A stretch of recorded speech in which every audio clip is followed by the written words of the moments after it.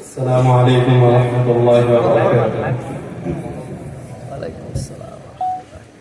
إن الحمد لله نحمده ونستعينه ونستغفره ونعوذ بالله من شرور أنفسنا ومن سيئات أعمالنا. من يهده الله فلا مضل له ومن يضلل فلا هادي له. وأشهد أن لا إله إلا الله وحده لا شريك له وأشهد أن محمدا عبده ورسوله. يا أيها الذين آمنوا اتقوا الله حق تقاته ولا تموتن إلا وأنتم مسلمون. يا أيها الناس اتقوا ربكم الذي خلقكم من نفس واحدة وخلق منها زوجها وبث منهما رجالا كثيرا ونساء واتقوا الله الذي تساءلون به والأرحام إن الله كان عليكم رقيبا. يا أيها الذين آمنوا اتقوا الله وقولوا قولا سديدا يصلح لكم أعمالكم ويغفر لكم ذنوبكم ومن يطع الله ورسوله فقد فاز فوزا عظيما.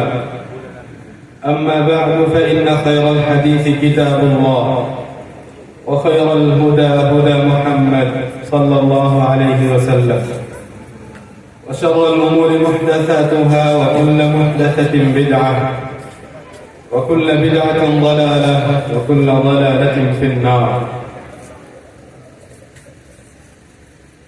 উপস্থিত সম্মানিত ওলামায়ে কেরাম এবং মুসলিম ভাই ও বোনেরা,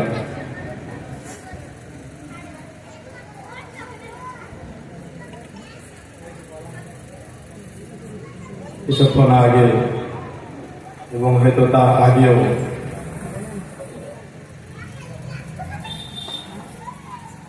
আমার নাম উল্লেখ করে আপনাদেরকে যেসব কথা বলা হয়েছে, বিশিষ্ট সুযোগ্য আলেম, এই ধরনের যত সব শব্দ বলা হয়েছে, এগুলো আসলে সেই ওলামায়ে কেরামের ভালোবাসা, তারা ভালোবেসে সে শব্দগুলো বলে।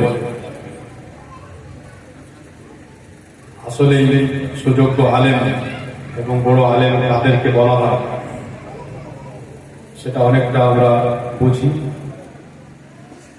সেই জন্য নিজের জন্য এই শব্দগুলো খুব ভারী মনে হয়, কিন্তু আপনাদেরকে এতটা বলতে পারবো যে যে কোনো জায়গায় যখন কিছু বলার জন্য দাঁড় করা হয় কিংবা বলতে বলা হয়, তখন এতটা চেষ্টা করি যে যতটা ঠিকভাবে বুঝতে পেরেছে ওলামায়ে কেরামের কাছ থেকে এবং দীর্ঘ অনেক বছর ধরে কোরআন হাদিস পড়ে এবং ওলামায়ে কেরামের কাছ থেকে তাদের বোধ অনুযায়ী, তাদের শিক্ষা অনুযায়ী যতটা ঠিকভাবে বুঝতে পেরেছি সেটা আপনাদের সামনে পেশ করি। এবং যে বিষয়ে বুঝতে হয়তো এখনো বাকি আছে কিংবা হয়তো সম্পূর্ণ বুঝে শেষ করা যায় না কিংবা হয়তো কিছু জটিলতা আছে, সেই বিষয়গুলোতে কথা না বলার চেষ্টা করি এবং সেখান থেকে বাঁচার চেষ্টা করি। এবং এরকম অবস্থা জানলে আপনি সেই ব্যক্তির ওপরে নির্ভর করতে পারবেন বা সেখান থেকে ইলম নিতে পারবেন। এবং আল্লাহ তাআলার কাছে আশা করি যে আমরা যে কথাগুলো বলি সেগুলো কোরআন হাদিস অনুযায়ী এবং একমাত্র আল্লাহ রাব্বুল আলামিনের জন্য, নিজের উপকার এবং মানুষের উপকারের জন্য বলি। সমাজের অবস্থা এখন এমন যে সমাজে শিক্ষা অনেক মনে হচ্ছে, দেখে মনে হচ্ছে দিনের দিন মানুষ শিক্ষিত হতে আছে, কিন্তু আসলে দিনের দিন মানুষ অশিক্ষিত হতে যাচ্ছে। দিনের দিন মানুষের মধ্যে হতে শিক্ষা হারিয়ে যাচ্ছে। আর যখন আমরা শিক্ষা হারিয়ে যাওয়ার কথা বলি, তখন আসলে কোরআন ও হাদিসের শিক্ষাকে উদ্দেশ্য করি। আসলে মানুষকে পৃথিবীতে যদি এজন্য পাঠানো হতো যে তুমি এমন ভাবে এমন শিক্ষা অর্জন করো যার মাধ্যমে তুমি দুনিয়া সব থেকে বেশি হাসিল করতে পারবে, তাহলে আমরা বলতাম যে হ্যাঁ, দুনিয়াতে খুব বেশি শিক্ষা এখন এবং মানুষ শিক্ষিত মানুষ অনেক বেড়েছে। কিন্তু আসলে পৃথিবী এই জন্য সৃষ্টি করা হয়নি, যা আমরা সবাই জানি। এবং আমাদের সবার এটা বিশ্বাস যে পৃথিবী আসলে এই জন্য সৃষ্টি করা হয়নি যে পৃথিবীকে অর্জন করো আর পৃথিবী ছেড়ে চলে যায়। সবার এটা বিশ্বাস আছে। কিন্তু যদি আমাদের অবস্থা ও আমল দেখা যায়, তাহলে অধিকাংশ মানুষের অবস্থা প্রমাণ করে যে তারা একথা বিশ্বাস করে না, তারা একথা মানে না, যে তাদেরকে আসলে পৃথিবীর জন্য নয়, বরং পৃথিবীর থেকে অনেক এক সুন্দর জগতের জন্য তাদেরকে সৃষ্টি করা হয়েছে। তাদেরকে এমন এক জীবন দেওয়ার জন্য সৃষ্টি করা হয়েছে যে জীবনের কোনো শেষ নেই। এমন এক জীবন যে জীবনে কোনো সময় কোনো কষ্ট আসবে না, অসুখ হবে না, মরণ নেই, কোনো ক্লান্তি নেই, যে জীবনে কেউ আপনার ওপর অন্যায় করতে পারবে না, যে জীবনে কেউ আপনাকে কষ্ট দিতে পারবে না, যে জীবনে আপনাকে বেঁচে থাকার জন্য কোনো পরিশ্রম করতে হবে না। এমন এক জীবন যে জীবনে বেঁচে থাকার জন্য আপনাকে কাজ করতে যেতে হবে না, আপনাকে চাকরি করতে যেতে হবে না, আপনাকে কোনো রকমের কোনো পরিশ্রম করতে হবে না। যেই জীবনে আপনাকে ভাবতে হবে না যে আমি কালকে যদি উপার্জন না করি তো কি খাবো। যে জীবনে আপনাকে নিজের কাপড় পরিষ্কার করতে হবে না, যে জীবনে আপনার শরীর থেকে কোনো গন্ধই আসবে না, যে জীবনে আপনার শরীর থেকে কোনো নোংরা কিছু বের হবে না। এইভাবে যত কথা আপনি ভাবতে পারেন এক সুন্দর জীবনের জন্য, তার থেকেও বেশি সুন্দর জীবন দেওয়ার জন্য মহান আল্লাহ তাআলা মানুষকে সৃষ্টি করেছেন। আল্লাহ রাব্বুল আলামিন মানুষ ছাড়া আরো অনেক অনেক সৃষ্টি এই পৃথিবীতে রেখেছেন এবং তাদের মধ্যে আত্মাও আছে। কিন্তু মানুষকে আল্লাহ রাব্বুল আলামিন বিবেক ও জ্ঞান ও বুদ্ধির নিয়ামত দান করেছেন। বিবেক ও বুদ্ধির নিয়ামত দেওয়া হয়েছে এজন্য যাতে মানুষ বুঝতে পারে যে তার রব কে, যাতে মানুষ বুঝতে পারে যে এই পৃথিবী কে সৃষ্টি করলো, যাতে মানুষ বুঝতে পারে যে পৃথিবী কেন সৃষ্টি করা হলো, যাতে মানুষ সে বিবেক নিয়ে ভাবে যে আমি আসলে কেন বেঁচে আছি, যাতে মানুষ ভাবে যে আমি যে ছোট ছিলাম বড় কেমন করে হলাম, আবার বয়স্ক কেন হয়ে গেলাম, আবার কেন আমি মারা যাচ্ছি, যারা মারা গেছে তারা ফিরে আসে না কেন, কি হচ্ছে আসলে। যাতে মানুষ এসব কথা নিয়ে নিজের জীবনের লক্ষ্য উদ্দেশ্য নিয়ে এই পৃথিবীর অস্তিত্ব নিয়ে আকাশ জমিন নিয়ে ভাবতে থাকে, বিবেচনা করতে থাকে এবং যাতে চিনতে পারে যে রবকে, তাকে কে সৃষ্টি করেছে, কেন সৃষ্টি করেছে, সে কি চায় তার কাছ থেকে, এসব কথা যেন সে বুঝতে পারে। সেই জন্যই তাকে বিবেক দান করা হয়েছে এবং বিবেক মানুষের জন্য বড় এক নিয়ামত। আর এই বিবেক প্রায় মানুষই ব্যবহার করে না। সেজন্য আল্লাহ রাব্বুল আলামিন কোরআনের মধ্যে অনেক জায়গায় বিভিন্ন ভঙ্গিমায় কথা বলেছেন, ওয়ালাকিন্না আকসারান নাসি লা ইয়ালামুন, ওয়ালাকিন্না আকসারান নাসি লা ইয়াফকাহুন, লা ইয়াকিলুন, লা ইয়াফহামুন। বিভিন্ন রকমের শব্দ ব্যবহার করে কথা স্পষ্ট করেছেন যে অধিকাংশ মানুষ সেই বিবেককে ঠিকভাবে ব্যবহার করে না। আমাদের কাছে বিবেক ও জ্ঞান আছে, সে বিবেক ও জ্ঞান দিয়ে আমরা এতটা বুঝতে পারলাম যে পৃথিবীতে ভালো জীবন পেতে হলে আমাকে ইংরেজি বাংলা পড়ে সরকারি চাকরি পেতে হবে, ডাক্তার ও ইঞ্জিনিয়ার হতে হবে, ভালো মোটা ইনকাম করতে হবে, এতটা বুঝতে পারলাম। সুন্দর বড় একটা বাড়ি করতে হবে, এতটা বুঝতে পেরেছি। আল্লাহ রাব্বুল আলামিন মানুষ সম্পর্কে বলেন, ইয়ালামুনা যাহিরাম মিনাল হায়াতিদ দুনিয়া ওয়া হুম আনিল আখিরাতি হুম গাফিলুন। এদের অধিকাংশদের অবস্থা হলো যে এরা পৃথিবীর যেগুলো বাহ্যিক জিনিস, যে জিনিসগুলো চোখের সামনে দেখতে পাওয়া যায়, ওপর থেকে যা বুঝতে পারা যায়, এই বিষয়গুলো এরা খুব ভালোভাবে জানে, কিন্তু তারা আখিরাত থেকে গাফিল ও উদাসীন হয়ে থাকে। পৃথিবীর বাহ্যিক যে বিষয়গুলোর কথা বলা হয়েছে তার মধ্যেই পড়ে যে আমাকে আসলে ভালো জীবন পেতে হলে অনেক পয়সা জমা করতে হবে, বড় চাকরি পেতে হবে, অনেক বড় সুন্দর বাড়ি পেতে হবে। এ হলো পৃথিবীর সুন্দর জীবন। এটা আপনার নিজের বানানো কথা, না হলে আল্লাহ রাব্বুল আলামিন কোরআনের মধ্যে বলেন, মান আমিলা সালিহান মিন যাকারিন আও উনসা ওয়া হুয়া মুমিন ফালানুহয়িয়ান্নাহু হায়াতান তাইয়্যিবা। যে ব্যক্তি ঈমান আনার পর মুমিন থাকা অবস্থায় আল্লাহ, তার রাসূল, আখিরাতের উপর বিশ্বাস রাখার সাথে নেক আমল করে, সে পুরুষ হোক কিংবা মহিলা হোক, তাকে অবশ্যই আমি সুন্দর জীবন দান করব। ফালানুহয়িয়ান্নাহু হায়াতান তাইয়্যিবা, তাকে অবশ্যই আমি ভালো সুন্দর জীবন দান করব। এটা আল্লাহ রাব্বুল আলামিনের ওয়াদা। কিন্তু এর জন্য শর্ত ঈমান ও নেক আমল। এবার যখন আপনার কাছে ঈমান আছে কিন্তু সেই ঈমান মজবুত নয়, কিংবা সেই ঈমানে অনেক ধরনের ভুল আছে, কারণ আপনি সঠিক ইলম অর্জন করেননি, সঠিক ইলম পাওয়ার জন্য ওলামার কাছে যাননি, কিংবা ওলামায়ে কেরামের কাছ থেকে নেওয়ার চেষ্টা করেননি, তাই আপনার ঈমানের দুর্বলতা আছে। আর সেই দুর্বলতার কারণেই আপনার আমল দুর্বল হয়ে গেছে। যখন ঈমানে দুর্বলতা এবং যখন আমলে দুর্বলতা, তখন আপনার যে জীবন আপনি অতিবাহিত করছেন সেই জীবন ভালো নয়। যদিও আপনার বাড়ি সুন্দর, যদিও আপনার বাড়িতে সমস্ত প্রয়োজনের জিনিস আছে, যদিও আপনার কাছে সুন্দর সুন্দর জিনিস আছে, সবকিছুই আছে, অনেক টাকা পয়সা, আপনি সমাজের সব থেকে বিত্তশালী, সব থেকে ধনী এবং ধন সম্পদওয়ালা মানুষ, তবুও আপনার জীবন ভালো নয় কোরআন অনুযায়ী। আপনি প্রমাণ করতে পারবেন না যে আপনার জীবন ভালো। যদি এ কথা আপনি প্রমাণ না করতে পারেন যে আপনার ঈমান আসলে সেই রকম ঈমান যে ঈমান নবী সাল্লাল্লাহু আলাইহি ওয়াসাল্লাম নিয়ে এসেছিলেন, এবং আপনার ঈমান সেই রকমই যেই রকম সাহাবায়ে কেরাম যেই বুঝেছিলেন, আপনার আমল সেইভাবে হয় যেভাবে নবী সাল্লাল্লাহু আলাইহি ওয়াসাল্লাম করেছেন এবং যেভাবে সাহাবায়ে কেরাম এই দ্বীনকে বুঝেছেন, এই দুটি কথা আপনার জন্য আমার জন্য যথেষ্ট। যে যদি আমার ঈমান ও আমল ঠিক থাকে তাহলে আমার জীবন সুন্দর।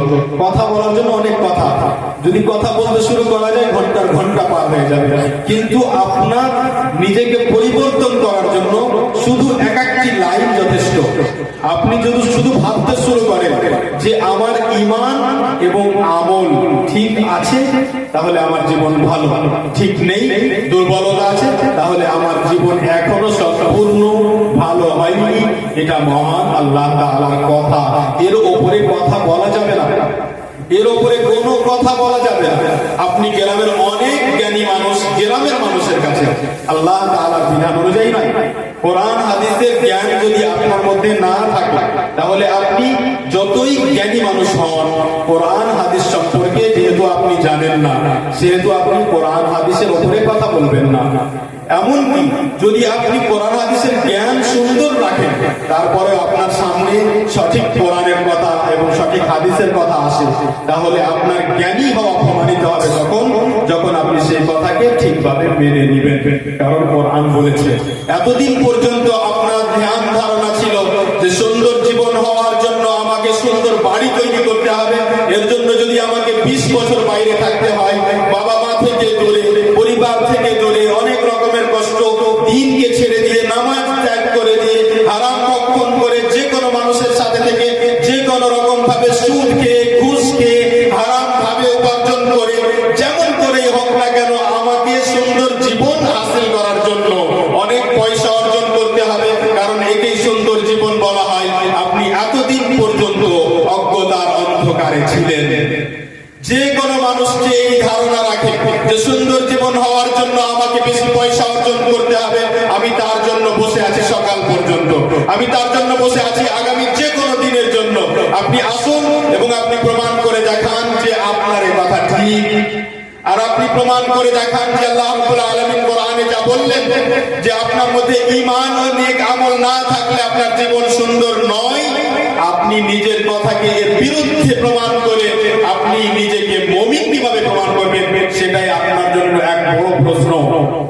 বরং আপনি যখন কোরআনের বিরুদ্ধে, কোরআনের কথা জানার পরে কথা বলতে যাবেন, তখন আসলে আপনি মুসলিম না কাফের এই প্রশ্নের সম্মুখীন হবেন।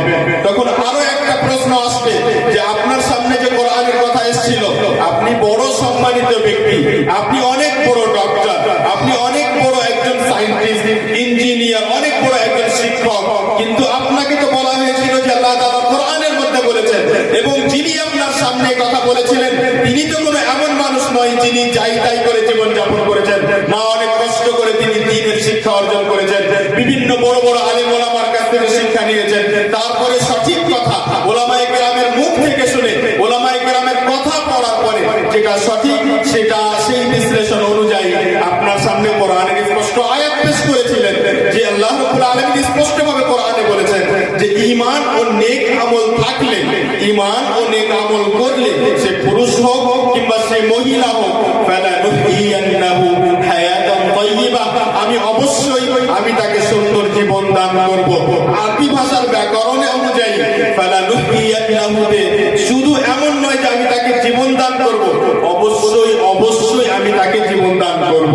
একে বারবার এই কথাকে এমফাসাইজ করা হয়েছে, বারবার এই কথাকে মজবুত করার জন্য এমন ভাবে আল্লাহ রাব্বুল আলামিন এমন ভঙ্গিমা ব্যবহার করেছেন যেটা সাধারণ কথা বলার মতো নয়। আল্লাহ তাআলা এমন ভাবে যদি বলতেন যে যে নেক আমল করবে তাকে সুন্দর জীবন দেওয়া হবে, যে নেক আমল করবে তার জন্য ভালো জীবন আছে, এটা একটা কথা, কিন্তু এর থেকে মজবুত কথা হলো যে যে ব্যক্তি মুমিন হওয়া অবস্থায় নেক আমল করলো অবশ্যই তাকে আমি সুন্দর জীবন দান করব। এইখানে কথা, এইখানে বাহাস, এইখানে তর্ক বিতর্ক সব শেষ হয়ে যায়, এইখানে আর কোনো তর্ক নেই, কেউ আর তর্ক করতে পারবে না, কোনো তর্ক শোনাই হবে না, আপনি বলতে থাকুন, আপনার কথা কোনো মূল্য নেই। আপনি এখানে শুনলেন, তারপরে গিয়ে চায়ের দোকানে বসে আপনি আবার কথা বলতে শুরু করলেন যে না, যদিও কোরআনে বলেছেন, যদিও অমুক অমুক এভাবে বিশ্লেষণ করলেন, আরে উনি যেটা বলে দিলেন সেটাই তো চূড়ান্ত নয়। এখানে আপনাকে কোরআনের আয়াত থেকে সঠিক বিশ্লেষণ দেওয়ার পরে যদি আমাদের মধ্যে কেউ এমন থাকে যে বলে যে না এই বিশ্লেষণ গ্রহণযোগ্য নয়, তাহলে আসলে তাকে এইখানে বসা থাকাকালীন হাত উঠিয়ে প্রোগ্রামের শেষে জিজ্ঞেস করা উচিত যে আমি কিন্তু এর থেকে একটা ভালো সুন্দর বিশ্লেষণ জানি, যেটা আমি আরো ভালো জায়গা থেকে নিয়েছি, সেটা হলো এটা। তখন হবে যে আমি যে ইলম পাচ্ছিলাম সেটা যেহেতু আমি সঠিক মনে করছিলাম না, সেজন্য আমি আমার নিজের সন্দেহ সেখানে পেশ করলাম। আপনি যদি এরকম না করেন তার মানে সেটা সঠিক এবং সেটা আপনি গ্রহণযোগ্য মনে করছেন, এবং আপনি গ্রহণযোগ্য না মনে করলেও সেটা সঠিক।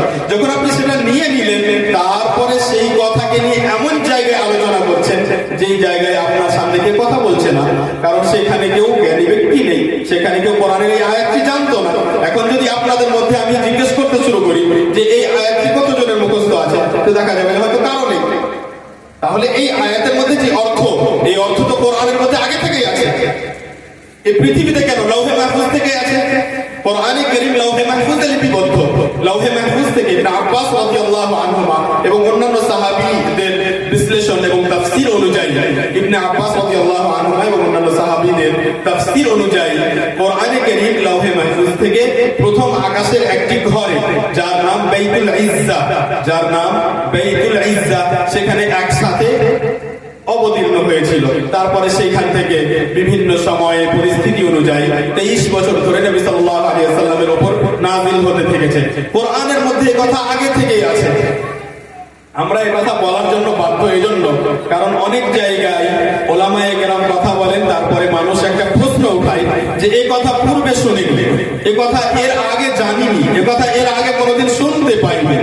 আমার উত্তর হলো যে আপনার না জানতে পারা সেই কথার ভুল হওয়ার প্রমাণ নয়। সহজভাবে বলি, আপনি জানেন না তার মানে এটা নয় যে যেগুলো আপনি জানেন না সেগুলো ভুল। আপনি জানেন না, এটা আপনার অসুবিধা। আপনি কেন জানলেন না, কেন আপনার কাছে সঠিক তথ্য আসলো না, সেটা আপনাকে নিজেকে খুঁজে দেখতে হবে। এবং ওলামায়ে কেরামের সামনে সাধারণ মানুষ এই কথা বলবে না। এ কথা বলতে গেলে তারা সঠিক ইলমটা পাবে না। সাধারণ মানুষকে বলতে হবে যে আমরা আসলে এর আগে এরকম জানতাম, আসলে কি সেটা ঠিক? তখন উনি বলবেন যে না, এটা আসলে ঠিক নয়, সঠিক হাদিস হলো এই, বুখারীতে এরকম এরকম আছে, তখন আপনি বুঝে নেবেন যে ইনি বেশি জ্ঞান রাখেন এবং ইনি সঠিক বলছেন, তাই এনার কথা মেনে নিন। এটা আমাদের সবার আচরণ হবে। আমি আপনাদেরকে সম্বোধন করার সময় পুরো কালিয়াচক এবং পুরো এই এলাকায় সম্বোধন করছি। হয়তো এখানে অল্প কিছু মানুষ এরকম আছে, কিন্তু আশেপাশের এলাকাগুলোতে অনেক মানুষ এরকম আছে যারা বড় বড় আলেম ওলামার কথা শোনার পরেও বলে যে আমরা এই কথা তো এতদিন জানতাম না। আপনি অনেক কথা জানেন না। আপনাকে যদি বলতে শুরু করা যায় আপনি অনেক কথা জানেন না। যদি আল্লাহ রাব্বুল আলামিন সম্পর্কে আলোচনা করতে শুরু করি, আপনার মনে হবে যে আমি আল্লাহ তাআলা সম্পর্কে জানি, কিন্তু যদি আল্লাহ তাআলা সম্পর্কে আলোচনা শুরু হয় আপনি দেখবেন আমি কিছুই বুঝি না। যদি আপনাকে শুধু এতটা জিজ্ঞেস করা হয় যে আপনি যে বলেন আলহামদুলিল্লাহ, আল্লাহর সব প্রশংসা, আপনাকে যদি জিজ্ঞেস করি যে আল্লাহর প্রশংসা মানে কি হলো, কি এমন বললে আল্লাহর প্রশংসা করা হবে, আপনি বলবেন আলহামদুলিল্লাহ বললে। আমি বলবো এটা ভুল। আলহামদুলিল্লাহ বললে যে প্রশংসা হবে এমন নয় যে আমাকে শুধু আলহামদুলিল্লাহ বলে প্রশংসা করতে হবে না, এটা আরবিতে প্রশংসা হলো। আমি যে কোনো রকম ভাবে আল্লাহ তাআলার প্রশংসা করতে পারি। আপনি এতটা বুঝতে পারছেন যে আমি আসলে আল্লাহ তাআলার ব্যাপারেও জানি না। আর আসলে আমি যে আজকে মূল যে বিষয়গুলো নিয়ে আলোচনা করতে চাইছি সেটা হলো যে আসলে আমরা আল্লাহ রাব্বুল আলামিন সম্পর্কে অনেক অল্প জ্ঞান রাখি, অনেক অল্প, খুব কম জানি আমরা আল্লাহ তাআলা সম্পর্কে। আর সেই জন্যই আমরা দ্বীনের কথাকে গ্রহণ করতে চাই না, সেই জন্যই আমরা দ্বীনের কথা শোনার দিকে যেতে চাই না। সেই জন্য আল্লাহ রাব্বুল আলামিনের যখন আদেশ নিষেধ আসে পরোয়া করি না। আমরা তো অনেকজন জানি যে এটা হারাম, কিন্তু কজন পরোয়া করি? স্পষ্টভাবে এলাকায় হারাম কাজ হচ্ছে, স্পষ্টভাবে এলাকায় হারাম দেখতে পাওয়া যাচ্ছে। আপনার বাড়ির ছেলে মেয়ে, আপনার মেয়ে, আপনার ছেলে ভাই স্পষ্টভাবে বাইরে হারাম কাজ করে বেড়াচ্ছে, আপনার সামনে হারাম কাজ করছে, আপনি জানেন যে এটা হারাম, কিন্তু পরোয়া নেই। পরোয়া এই জন্য নেই কারণ আমরা আল্লাহ তাআলার সম্মান করি না। সম্মান এই জন্য কম কারণ আমরা আল্লাহ তাআলার ব্যাপারে জানি না।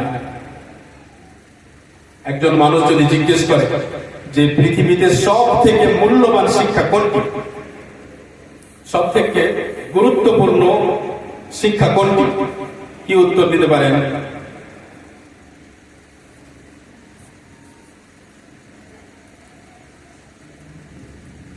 সব থেকে গুরুত্বপূর্ণ শিক্ষা হলো তার ব্যাপারে জানা যিনি আপনাকে আমাকে সৃষ্টি করছেন। কেন তার ব্যাপারে জানা সব থেকে গুরুত্বপূর্ণ শিক্ষা হলো? কেন তার ব্যাপারে জানা সব থেকে মর্যাদাবান এবং সম্মানিত শিক্ষা হলো? কারণ তিনি সব থেকে মর্যাদাবান, কারণ তিনি সব থেকে সম্মানিত। আপনি জানেন না যে যেই শিক্ষা যত মূল্যবান সেই শিক্ষা অর্জন করা তত গুরুত্বপূর্ণ, এটা একবারে স্পষ্ট। সেই জন্যই তো আমরা নিজের ছেলেদেরকে ডক্টর করার জন্য ছোটাছুটি করছি। কেন? কারণ আপনার কাছে মেডিকেল সায়েন্স অনেক মূল্যবান শিক্ষা, কারণ ওর জন্য মানুষের জান প্রাণ বেঁচে যাচ্ছে। এবার যদি তুলনা করেন যে মেডিকেল সায়েন্স এই জন্য সব থেকে মূল্যবান কারণ ওর কারণে জান বাঁচলো, ঠিক আছে, কতদিনের জন্য এই জানটা বাঁচবে? এই প্রাণ, এই শরীর আপনার কতদিনের জন্য ভালো হয়ে থাকবে? মৃত্যু আসা পর্যন্ত। কত বছর? 60 বছর, 70 বছর, 80 বছর, 100 বছর ধরে নিলাম। অথচ নবী সাল্লাল্লাহু আলাইহি ওয়াসাল্লাম এই উম্মতীদের বয়স বলেছেন 60 থেকে 70 এর মাঝে, তাও বেশি করে ধরলাম 100 বছর।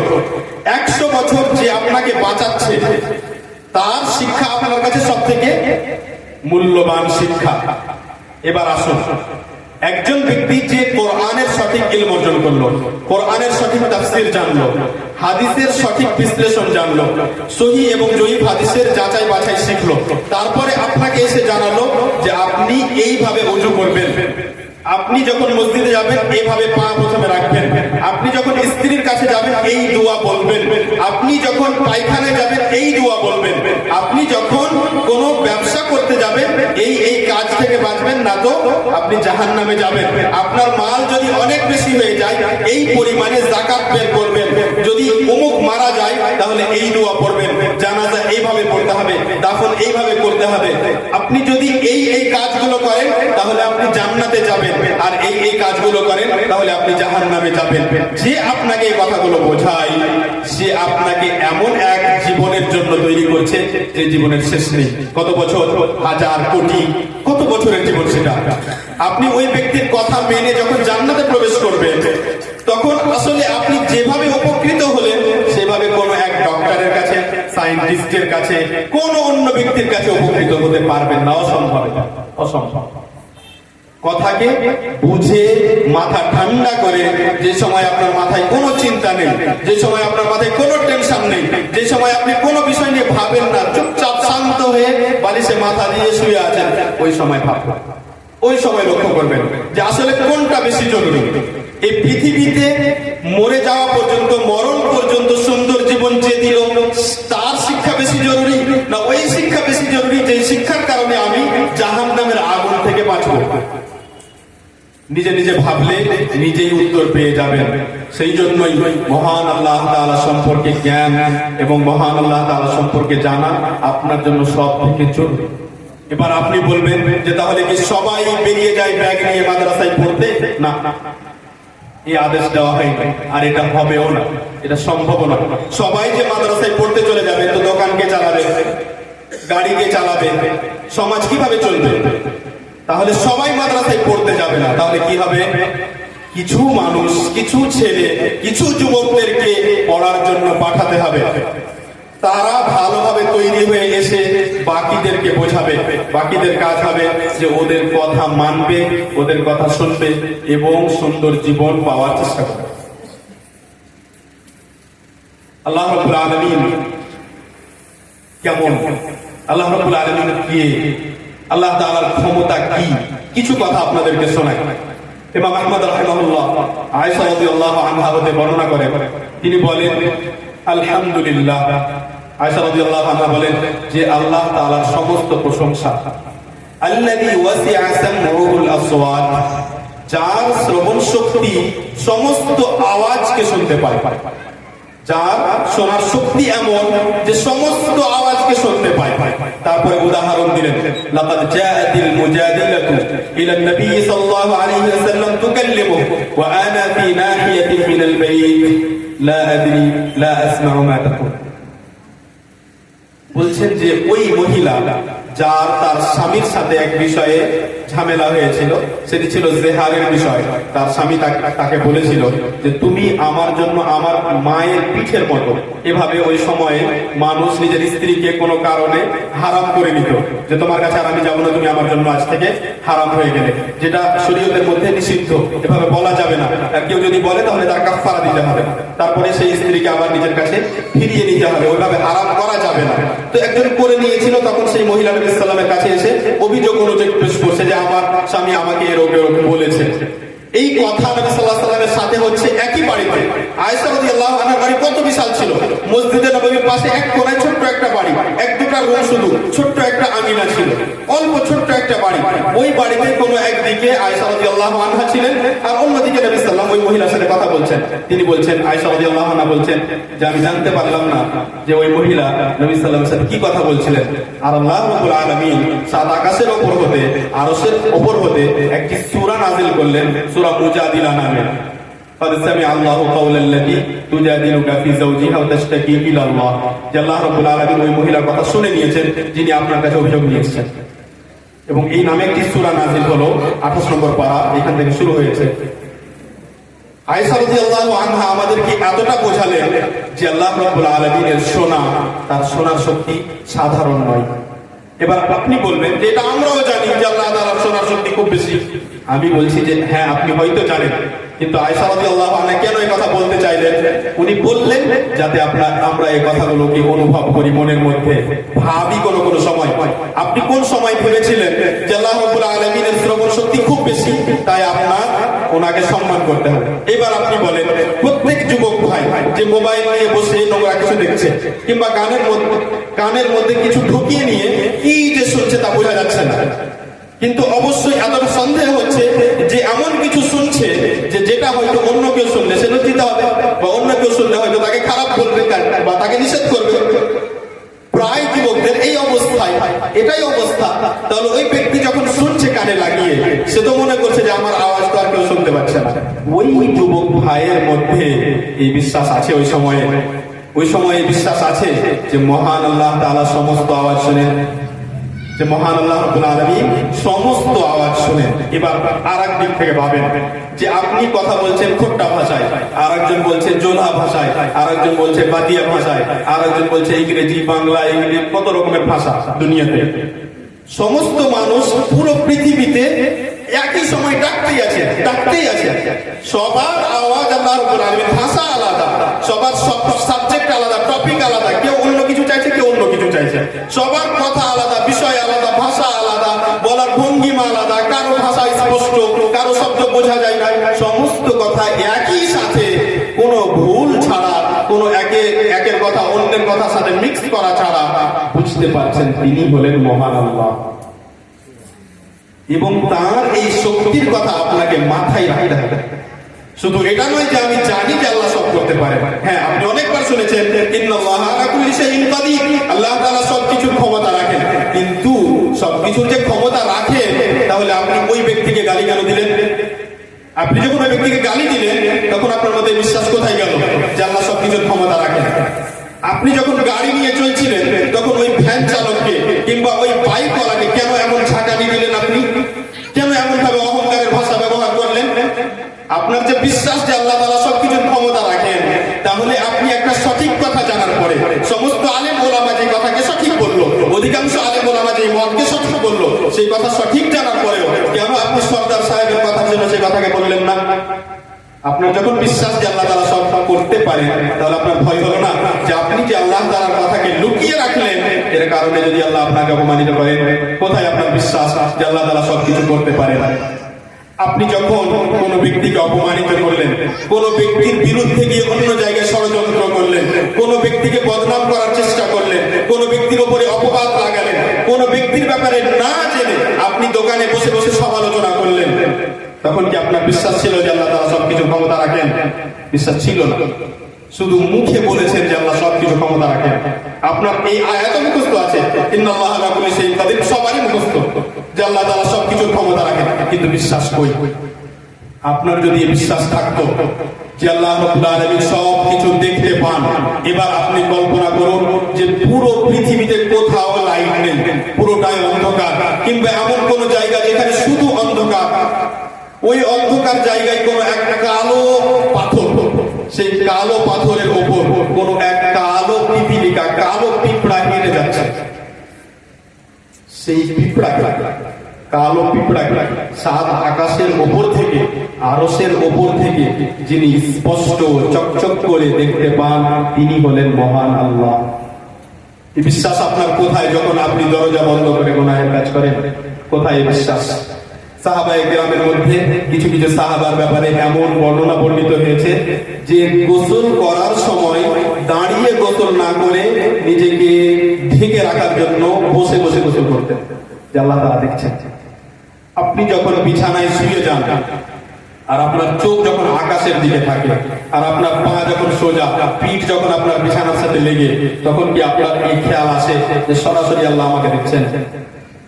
এইরকম ধারণা আসে আপনার মধ্যে যে আল্লাহ তাআলা দেখছেন এখন আমাকে? এই যে কথা আপনাদেরকে বোঝানোর চেষ্টা করছি যে সব সময় আল্লাহ দেখছেন আমাকে, এই কথাকে সব সময় মনের মধ্যে রাখা, প্রত্যেকটি কথা আমার শুনছেন, এই কথাকে সব সময় স্মরণে রাখা, একে আরবি ভাষায় মুরাকাবা বলা হয়। যে সব সময় আপনি আল্লাহ তাআলার কথা মনে রাখবেন, যেটা কঠিন। আর যেই মুহূর্তে আপনি এরকম করতে পারলেন না, সেই মুহূর্তকেই গাফলাতের মুহূর্ত বলা হয়।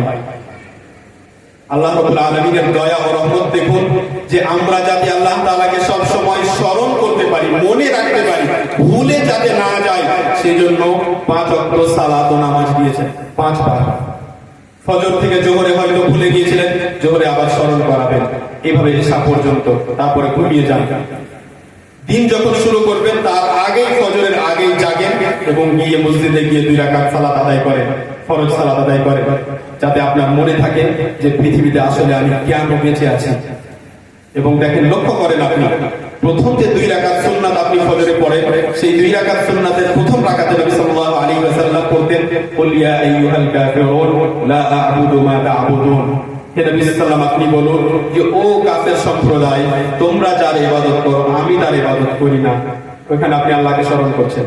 তার মানে এই সূরা অর্থ আপনাকে গিয়ে বাংলায় দেখে নিতে হবে, মনে করার চেষ্টা করতে হবে। তারপরে দ্বিতীয় রাকাতে আপনি পড়েন কুল হুয়াল্লাহু আহাদ। হে নবী সাল্লাল্লাহু আলাইহি ওয়াসাল্লাম, আপনি বলুন যে তিনি এক, একক, তার মতো কেউ নেই। কোন বিষয়ে তার মতো কেউ নেই। আল্লাহ সামাদ, as-সামাদ শব্দের অর্থ বিভিন্ন রকম ভাবে করা হয়, কিন্তু আপনাদেরকে আমি সোজা বাংলায় বোঝাই। as-সামাদ বলা হয় এমন একজন যার সবাই মুখাপেক্ষী, কিন্তু তিনি কারো মুখাপেক্ষী না, যিনি নিজেই সম্পূর্ণ, যিনি নিজেই সবকিছু করতে পারেন, তার অন্য কারো প্রয়োজন নেই, আর বাকি সবার তার প্রয়োজন আছে। তিনি হলেন সামাদ, অমুখাপেক্ষীহীন, অভাব মুক্ত। লাম ইয়ালিদ, তিনি কাউকে জন্ম দেননি। এটা বলবেন যে হয়তো অত বড় নয়, আল্লাহ তাআলার জন্য বড়, কারণ জন্ম না দেওয়া এটা অনেক বড় সম্মানের বিষয়। আমাদের মধ্যে অনেকজনকে আপনি বলবেন যে না, অমুক মানুষও জন্ম দেয়নি, ঠিক আছে, ওয়ালাম ইউলাদ, তাকে জন্ম দেওয়া হয়নি, জন্মই দেওয়া হয়নি। তার মানে তার যে কোনো অস্তিত্ব পূর্বে ছিল না, বিষয়টা এরকমই নয়। হুয়াল আউয়াল, তিনি সর্বপ্রথম। এই কথাকে আপনি কখন ভাবলেন? শেষ জীবনে এত যে বছর বয়স আয়ু আপনার চলে গেল, কোন সময় আপনি এই আয়াতগুলো লক্ষ্য করলেন যে তিনি সর্বপ্রথম? অর্থাৎ এমন এক সত্তা, এমন একজন, তার আগে কোনো কিছুই ছিল না। কেমন তিনি, কে তিনি, কেমন ক্ষমতা, কেমন শক্তি, কি এই কুদরত, আপনাকে এই কথাটি ভাবতে হবে। হুয়াল আউয়াল, তিনি সর্বপ্রথম, তার আগে কিছুই ছিল না। যত যা কিছু হলো তার পরে, সব তার পরে। ওয়ালাম ইয়াকুল লাহু কুফুওয়ান আহাদ, এবং তার সমকক্ষ, তার সমতুল্য, তার মতো, তার সমান কোনো বিষয়ে কেউ নেই। আল্লাহ রাব্বুল আলামিন আমাদের উপর দয়া করে, আমাদের উপর রহমত এবং দয়া করার জন্য আল কোরআনুল কারীম দিয়েছেন, এবং আল কোরআনুল কারীম সর্বশ্রেষ্ঠ কিতাব। পূর্বেও অনেক কিতাব নাযিল হলো, কিন্তু এই কিতাব সর্বোত্তম কিতাব। এবং যেই নবীকে পাঠালেন সেই নবী সর্বোত্তম নবী মুহাম্মদ সাল্লাল্লাহু আলাইহি ওয়াসাল্লাম। এগুলো আমাদের জন্য নিয়ামত। মুহাম্মদ সাল্লাল্লাহু আলাইহি ওয়াসাল্লাম যেইভাবে আমাদেরকে শরীয়ত দিয়েছে সেটা চূড়ান্ত। পূর্বের শরীয়তে কি ছিল আর দেখতে হবে না। আল কোরআনুল কারীমের ব্যাপারে আল্লাহ রাব্বুল আলামিন কোরআনের মধ্যেই বলেন, ওয়া আনজালনা ইলাইকাল কিতাবা বিল হাক্কি মুসাদ্দিকান লিমা বাইনা ইয়াদাইহি ওয়া মুহাইমিনান আলাইহি, যে এমন এক কিতাব দান করেছি যে কিতাব পূর্বের কিতাবকে সত্য বলবে। হ্যাঁ, পূর্বের ইনজিলে, তাওরাতে, জাবুরে সত্য ছিল এই কথাগুলো, সেই কথাগুলোকে কোরআন আবার রিপিট করবে। আর দ্বিতীয়, ওয়া মুহাইমিনান আলাইহি, এই কোরআন যেন চূড়ান্ত সিদ্ধান্ত দিবে। অর্থাৎ পূর্বের কিতাবে যে সব কথাগুলো আছে, সেই কথাগুলোর মধ্যে কিছু কথা যদি কোরআনের মধ্যে বাদ দিয়ে দেওয়া হয়, তাহলে সেগুলো বাদ হয়ে গেল শরীয়ত থেকে। আর যদি পূর্বের কিতাবে এমন কোনো কথা থাকে যেটা এই কোরআনের মধ্যে নাই, তাহলে সেটা গ্রহণযোগ্য নয়। তেমনি পূর্বের কিতাবে কোনো কথা নেই কিন্তু কোরআনের মধ্যে আছে, এটা আপনাকে গ্রহণ করতে হবে। একজন ঈসাই, একজন খ্রিস্টান বা ইহুদি, সে এসে এটা বলতে পারবে না যে আমাদের তাওরাতে আর ইনজিলে কথা ছিল না, কোরআনে এসেছে তাই আমরা মানব না। এটা কত বড় মর্যাদা যে আপনাকে ওই কিতাব দেওয়া হলো, যেই কিতাব শেষ কিতাব। শেষ কিতাবের মানে কি? শেষ কিতাব অর্থাৎ এই কিতাব ফয়সালা করবে যে কোনটা আসলে দিন হিসেবে বাকি থাকবে আর কোনটা দিন হিসেবে বাকি থাকবে না, এর সিদ্ধান্ত দিবে, এই চূড়ান্ত ফয়সালা করবে সুপ্রিম কোর্টের মধ্যে, মানে সব থেকে উঁচু কোর্ট, এখান থেকে ফয়সালা হবে। যেইটা বলে দেওয়া হবে সেটাই শেষ। এবারে এখানে অনেক মানুষ বিভ্রান্ত হয়ে গেল যে যেহেতু কোরআনই চূড়ান্ত সিদ্ধান্ত, তাই শুধু কোরআন থেকে বুঝতে হবে। এই কথা স্বয়ং কোরআনের মধ্যেও নাই যে শুধু কোরআন থেকেই দিনকে নিয়ে নিতে হবে আর কোরআনকে নিজের মতো করে বুঝে নিতে হবে, এই কথা কোরআনের মধ্যেও নেই। বরং কোরআনের মধ্যে যে শিক্ষা আছে সেটা হলো যে রাসূল সাল্লাল্লাহু আলাইহি সাল্লামের অনুসরণ করতে হবে। তারপরে আল্লাহ রাব্বুল আলামিন বলেন, ফাইন আমানু বিমিসলি মা আমানতুম বিহি ফাকাদ ইহতাদাউ, সাহাবাকে সম্বোধন করে যারা প্রথম মুমিন, যে ওরা যদি তোমাদের মতো ঈমান আনে তাহলে তারা হেদায়েত পাবে। তাহলে এই কোরআনকে নবী সাল্লাল্লাহু আলাইহি ওয়াসাল্লামের সুন্নাত অনুযায়ী, সহিহ হাদিস অনুযায়ী এবং যেভাবে সাহাবা বুঝেছেন সেই অনুযায়ী বুঝতে হবে। এটা পুরোটাই কোরআনের শিক্ষা। কিন্তু আপনি যখন নিজের মন মতো কোরআন বুঝবেন তখন আপনি সোজা রাস্তা পাবেন না।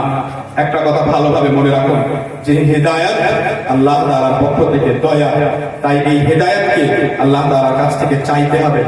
আমাদের কিন্তু চাইতে হবে আমাদের নবী মুহাম্মদ সাল্লাল্লাহু আলাইহি ওয়াসাল্লাম যিনি হেদায়েত দেওয়ার জন্য আমাদের কাছে এসেছিলেন, তিনি স্বয়ং আল্লাহ তাআলার কাছ থেকে হেদায়েত চাইতেন। ইহদিনি লিমা ইখতুলিফা ফীহি মিনাল হাক্কি বিইذনিক, যে বিষয়গুলোতে মতভেদ হয়ে গেছে, হে আল্লাহ তুমি তোমার অনুমতি দিয়ে আমাকে সোজা রাস্তা দেখাও। মুহাম্মদ সাল্লাল্লাহু আলাইহি ওয়াসাল্লাম যিনি নবী, তিনি হেদায়েত চাইছেন, অর্থাৎ সঠিকটা যেন আমি জানতে পারি, সঠিকটা যেন আমি বলি, ভুল যেন না বলি। তাহলে আপনার যারা আলেম ওলামা তাদের হেদায়েত চাইতে হবে না? চাইতে হবে। আপনারা যারা সাধারণ মানুষ তাদেরকেও হেদায়েত চাইতে হবে, এবং সবাই চাই। কোথায় চাই? প্রত্যেক সালাতে, প্রত্যেক রাকাতে ইহদিনাস সিরাতাল মুস্তাকিম। কিন্তু এই কথা ভুলে যায়, কিংবা হয়তো অনেকজন এই কথার অর্থ জানি না, কিংবা হেদায়েত চাওয়ার মানে কি আসলে বিস্তারিত ভাবে বুঝি না।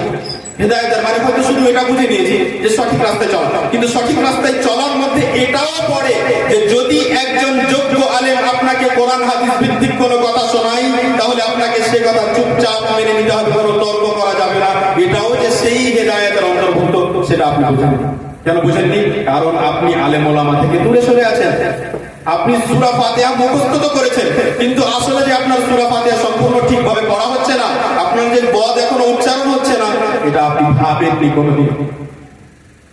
আমরা এখন পর্যন্ত কোরআনের মধ্যে বিভিন্ন জায়গায় সেজদা আয়াত আছে, ওই আয়াতে গেলে সেজদা করে দিবেন, এটা সুন্নাত।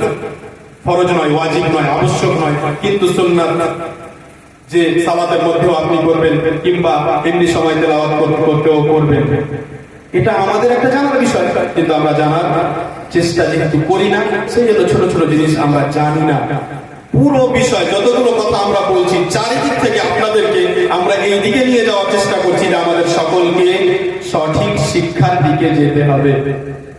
সে আপনার ছেলের সঠিক শিক্ষা হোক, কিংবা আপনার ভাইয়ের সঠিক শিক্ষা হোক, কিংবা যুবকদের সঠিক শিক্ষা হোক, কিংবা আপনি বয়স্ক হয়ে গেছেন আপনার সঠিক শিক্ষা হোক, কিংবা আপনি যে প্রতিষ্ঠান করেছেন সেই প্রতিষ্ঠানের যোগ্য আলেমদেরকে রাখা হোক, কিংবা আপনার মসজিদের যোগ্য আলেম এবং যোগ্য ইমামকে রাখা হোক, সবই হলো শিক্ষার বিষয়।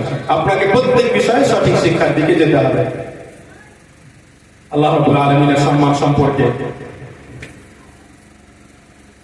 সহিহ বুখারীতে আবু হুরায়রা রাদিয়াল্লাহু আনহু বলেন, ইয়াকবিদুল্লাহু ইয়াওমাল কিয়ামাহ আল আরদা ওয়া ইয়াদুস সামাওয়াতি বিয়ামিনিহি। আল্লাহ রাব্বুল আলামিন কিয়ামতের দিন পুরো পৃথিবীকে নিজের মুঠোর মধ্যে নেবেন, মুষ্টির মধ্যে, নিজের মুঠির মধ্যে নিয়ে নেবেন, আর সমস্ত আকাশকে ডান হাতে ধরবেন।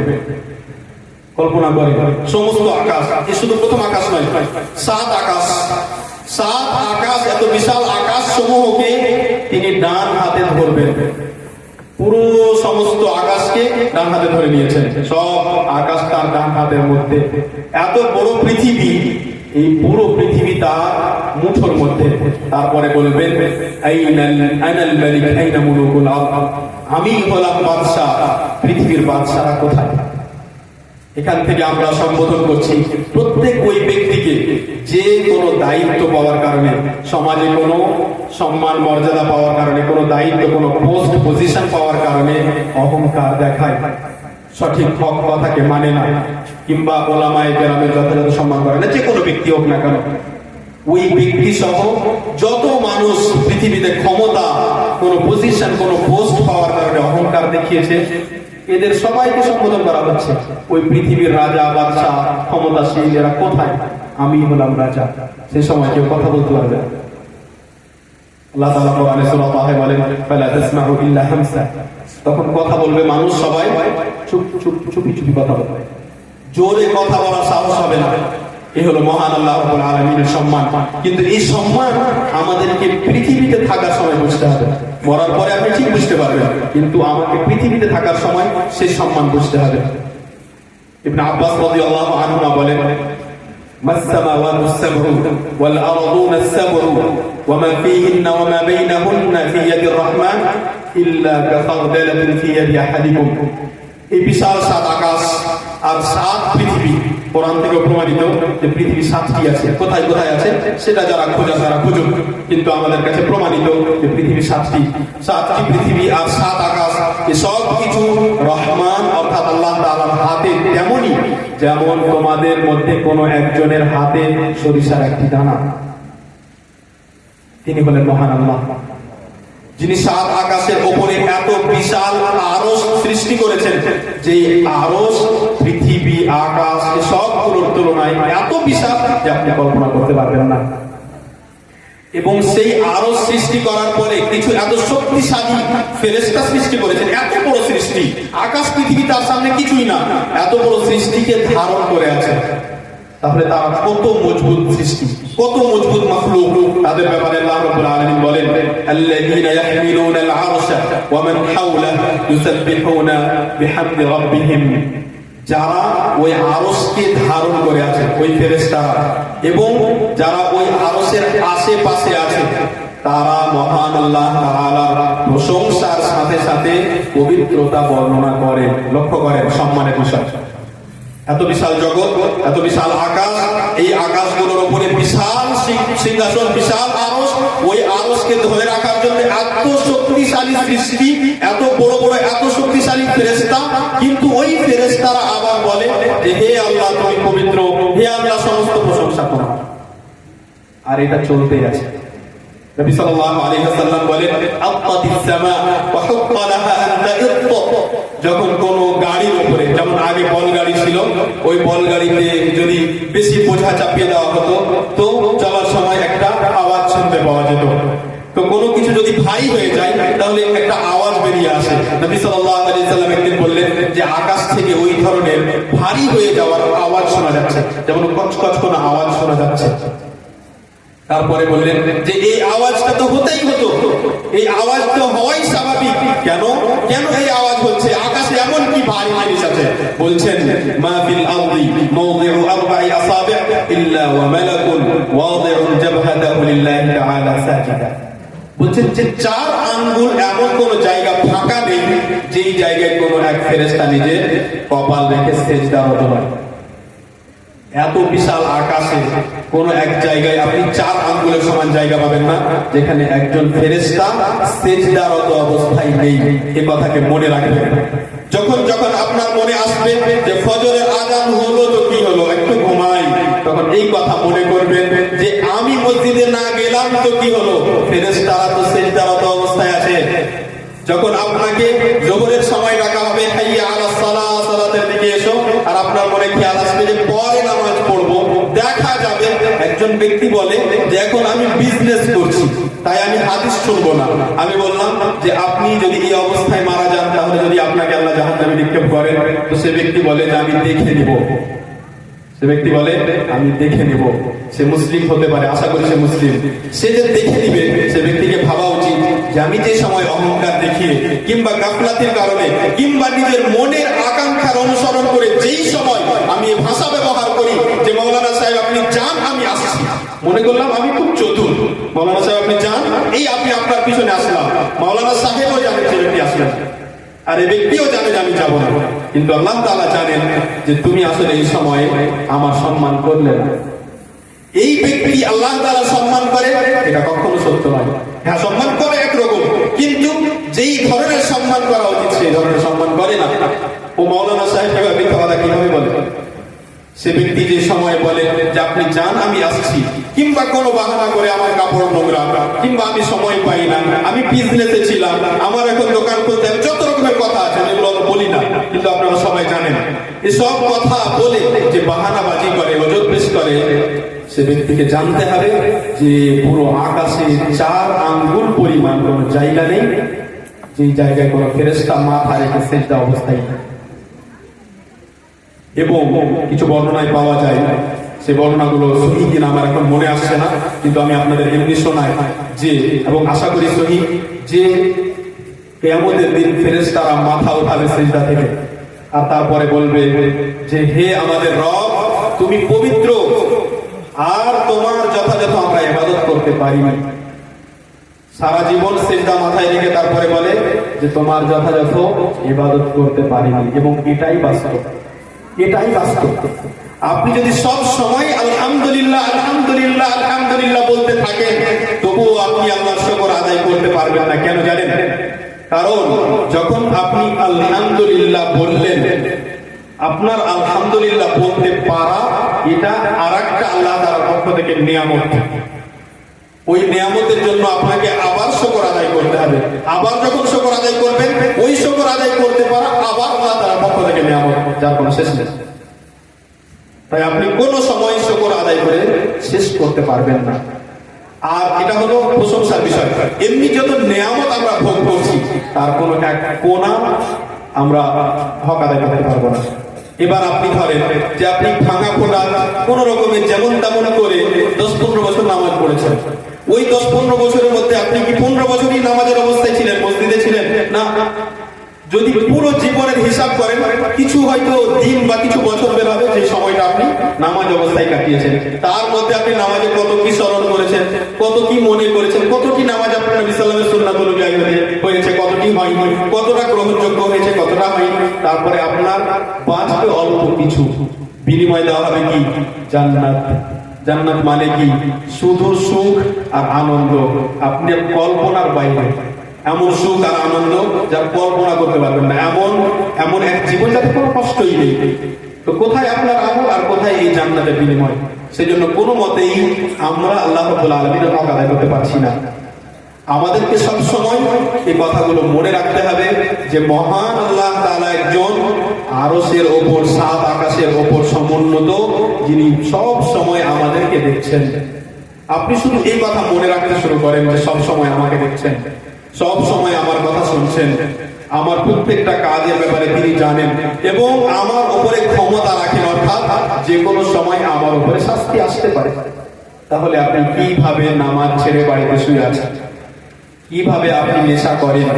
কিভাবে আপনি সুদ খান? কিভাবে আপনি নিজের বাড়িতে বিড়ি বাঁধার অনুমতি দেন? কেমন করে দিলেন? আপনি তো শুনলেন যে এটা হারাম, তাহলে আপনি কেন এরকম করলেন? আল্লাহ রাব্বুল আলামিন কোরআনের মধ্যে নিজে মেয়েদের, বোনের, মেয়ের, আরো অন্যান্য যত মহিলা, এদের এবং ছেলেদের সবার ভাগ বন্টন কোরআনের মধ্যে নাযিল করে দিয়েছে। কোরআনের মধ্যে আছে সূরা নিসার শুরুর দিকে, ইউসিকুমুল্লাহু ফি আওলাদিকুম লিল্লাহি মিসলু হাযযিল উনসায়াইন, এখান থেকে নিয়ে পুরো ভাগ বন্টন কোরআনের মধ্যে দিয়ে দেওয়া হয়েছে। এই এতটা পাবে, এই এতটা পাবে। মোটা একটা হিসাব যে পুরুষ আর মহিলা যদি ভাই বোন থাকে তাহলে ভাই বোন থেকে ডবল পাবে, এবং আরো অনেক হিসাব আছে যেগুলো আপনাকে মাতা পিতা মারা যাওয়ার পরে কিংবা যে কোনো ব্যক্তি মারা যাওয়ার পরে তার ওয়ারিসদের দায়িত্ব যে তারা যোগ্যতম আলেমদের কাছ থেকে এই ভাগ বন্টন জানবে যে কে কতটা পাবে। নবী সাল্লাল্লাহু আলাইহি ওয়াসাল্লাম বলেন আল-লিকুল ফারাইদা বিআহলিহা, এই যে অংশ ছেড়ে গেল, যে সম্পত্তি, যে টাকা পয়সা, বাড়ি, যত যা কিছু ছেড়ে গেল, এই জিনিসগুলোকে যার যতটা অংশ ততটা তাকে দিয়ে দাও। এবার আপনি বলেন যে আপনি বলছেন যে না আমি আমার বোনকে বুঝিয়ে নেব, এটা আপনি কোথা থেকে নিয়ে আসলেন? কিংবা আপনি যখন বলছেন যে আমি আমার বোনকে বুঝিয়ে নিয়েছি, অল্প কিছু দিয়ে বুঝিয়ে নিব, তখন আপনি কোথায় কোরআনের আয়াত অনুযায়ী আমল করলেন? আল্লাহ রাব্বুল আলামিনের বিধান তো এটা নয়। কিংবা আপনার বোন লজ্জা করে, নিজেই একটা লজ্জা স্বরূপ আপনাকে বলছে যে না আমি নিব না। আমি এই কথাও শুনেছি, আসলে এখন গ্রামের এলাকায় থাকাটা বেশি হচ্ছে, আগে থাকতাম না, যে অনেক মহিলা এরকম বলে যে আমি যদি সম্পূর্ণ সম্পদ, যেটা আমার অংশ, যেটা আল্লাহ তাআলা কোরআনে বর্ণনা করেছেন, ওই অংশের ব্যাপারে বলছে যে আমি যদি সম্পূর্ণ অংশ নিয়ে নিই তাহলে আমি আমার ভাইয়ের বাড়ি মুখ নিয়ে যাব। এবার উত্তর শুনে যে যদি এটা আসলে অসুবিধা হতো যে বোন যেহেতু সম্পদের অংশ নিয়ে নিয়েছে সেই জন্য বোন আর ভাইয়ের বাড়ি যেতে পারবে না, তাহলে আল্লাহ তাআলা অন্যায় করেছেন। এমন ফয়সালা কেন করলেন? এমন ফয়সালা কেন কোরআনের মধ্যে দিলেন যে যেই ফয়সালা করার কারণে বোনকে ভাইয়ের বাড়ি যেতে লজ্জিত হতে হবে? তাহলে আপনি আসলে ইসলামের সঠিক বিধান জানেননি বা বুঝেননি। আর যে ভাই এরকম লজ্জা দেয় বা কেউ যদি এরকম বলে যে তুই তো সব নিয়ে নিয়েছিস আবার আমাদের বাড়িতে কেন আসিস, তার মানে সে ভাই আসলে দ্বীনে ইসলামকে ভালোবাসে না এবং দ্বীনে ইসলামের বিধানকে সে সম্মান করে না। যখন আপনার কাছে ইসলামের বিধান চলে আসবে তখন আপনার সমাজের সমস্ত প্রথাবাদ চলে যাবে, সব বাদ। এতদিন পর্যন্ত আপনি মনে করছিলেন যে বোনকে সম্পূর্ণ যদি ভাগ দিয়ে দেওয়া যায় তাহলে আমি আর বোনকে যদি আসতে না দিই তাহলে কোনো অসুবিধা নেই, আমি অন্যায় করিনি। কিন্তু যখন আপনি জানতে পারবেন যে না অন্যায় করেছেন, বোন আপনার কাছে আসবে, বোন আপনার আত্মীয়দের মধ্যে সব থেকে বেশি নিকটবর্তী, ওকে আপনার কাছে ডাকতে হবে, নিজেকে আপনাকে যেতে হবে, ওকেও ডাকতে হবে। আর আপনি যখন ওকে আসতে লজ্জিত করবেন তখন আসলে আপনি ইসলামের এই বিধানের সম্মান করলেন না যে বোনকে এতটা হক দিতে হবে।